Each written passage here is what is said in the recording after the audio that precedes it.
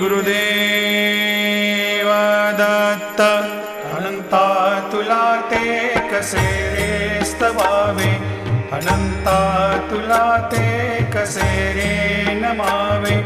अनंता मुखांचा शिणेशेष गाता, नमस्कार साष्टांग श्री साईनाथा। स्मरावे मनी त्वत्पदा नित्य भावे, पुरावे तरी भक्तीसाठी स्वभावे। तरावे जगातारुणी मायताता, नमस्कार साष्टांग श्री साईनाथा।